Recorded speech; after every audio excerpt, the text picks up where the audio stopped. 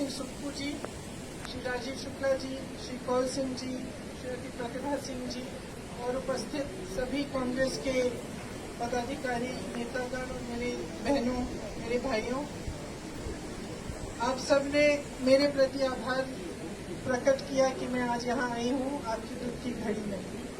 लेकिन मैं कहना चाहती हूँ कि जो परिवार का सदस्य है उसे हम धन्यवाद नहीं देते कि दुख की घड़ी में हमारे पास आया। यह उसका कर्तव्य होता है और मैं अपना कर्तव्य समझती हूँ कि जब आपको दुख हो रहा है तो मैं आपके पास आऊँ और आपके दुखों के बारे में आपसे सुनूं और इसकी जितनी भी समस्याएं खड़ी हुई हैं आपके सामने उनको हल करने की हम पूरी कोशिश करें। जैसे सुक्खू जी ने कहा, हिमाचल प्रदेश में जब ये आपदा आई तो हिमाचल के हर वासी के दिल में एक भावना जगी कि हम इस आपदा का सामने एक साथ करेंगे, मिलकर करेंगे। इसलिए छोटे से छोटे बच्चे स्कूल में थोड़ी सी चंदा इकट्ठा कर रहे हैं। आपने कहा कि सरकारी जो अधिकारी हैं उन्होंने भी अपनी तरफ से कुछ दिया। अभी हम आ रहे थे कि तो ये सेब के बागान जो मालिक हैं वो उन्होंने भी एक चेक दिया 5 लाख का, किसी और ने 1 लाख का दिया। फिर रास्ते से हम गुजर रहे थे, हमने देखा कि कुछ महिलाएं सड़क पे काम कर रही हैं।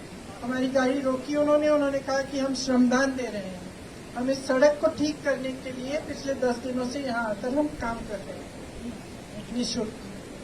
तो ये जो भावना है आपकी, इस भावना से ही आप मजबूत बनेंगे। और जो भी आपदा आए, अगर हम सब एकजुट होकर एक परिवार के समान एक दूसरे की मदद करें, एक दूसरे के हाथ पकड़ के आगे बढ़ें, तभी हम ऐसी आपदाओं का सामना कर सकते हैं। जैसे यहाँ पे हुआ है, अभी मैं मनाली से आया हूँ तो रास्ते में बहुत देखा कि कितना नुकसान हुआ।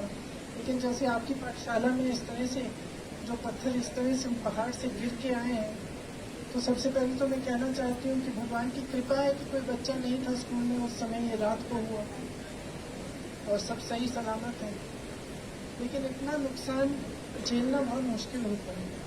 इसीलिए हमारी सरकार, हमारे मुख्यमंत्री जी, हमारे सारे मंत्री, जितने भी विधायक हैं, दिन रात काम कर रहे थे, आपदा के समय भी और आज भी 24 घंटे काम इसलिए कर रहे हैं ताकि आपके हाथ मजबूत हो, फिर से अपने पैरों पे खड़े हो पाए।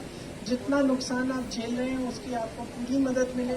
जैसे आपने कहा, आप कह रही थी कि आपके घर में दरार आया है, तो उसके लिए भी कुछ सरकार पैसे देगी। जिसका घर टूट गया है, जिसके यहाँ मृत्यु हो गई है, और सबसे बड़ी चीज की ये जो भावना आपने दिखाई है एकजुट होकर आपदा से लड़ने की, इसे पूरा देश देख रहा है। इसलिए मैं नहीं समझती कि इस समय यहाँ आकर हमें राजनीतिक बात करनी चाहिए।